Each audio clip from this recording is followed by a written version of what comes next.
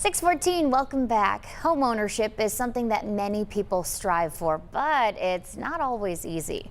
In this week's Mission Matters, Fox 43's Sedona Meadows is introducing us to the nonprofit York Habitat for Humanity, an organization that makes it possible for families in need to turn their dreams into a reality.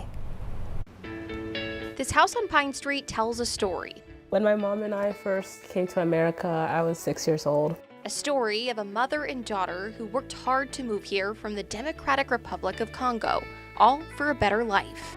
This life is supposed to be strong. To have everything is not easy. It's supposed to be strong. Senga and her daughter Elisee, now sitting in their very own home, are reminded of how far they've come. Which one was this one? My speech. The speech? That's Yes, the the speech. speech. The mother-daughter duo began their Pennsylvania journey more than a decade ago in Dover, living with Senga's father. Without daily transportation, the two would travel on foot in the rain and snow. Every single day for 3 hours, we would walk from the house to my daycare, and then my mom would take the rest of the walk, which was like another 3 hours on her own. Senga worked long hours to provide for her family, all while learning English and studying to become a U.S. citizen. As a kid, I've always watched how she would always put me first, even though when she finished her night shift, she would go maybe 2 days without sleeping. With lots of hard work, Senga eventually became a U.S. citizen, and then in 2025, a homeowner. I never imagined I can be homeowner. A York Habitat for Humanity homeowner. It certainly hits my heart when I see that the hard work that our families do, and a lot of them are single mothers, and they are raising their children. They are working full time, sometimes a couple jobs.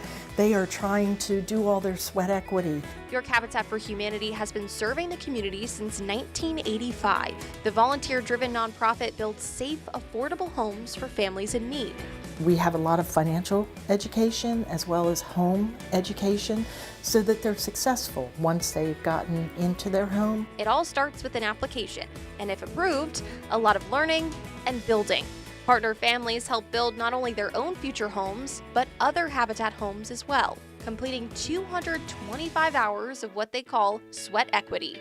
It wasn't easy because I'm working night shifts. After I finished work in the morning at 7:30, I need to go quick to do my hours. But I like it because it looks like funny, and then you learn many things.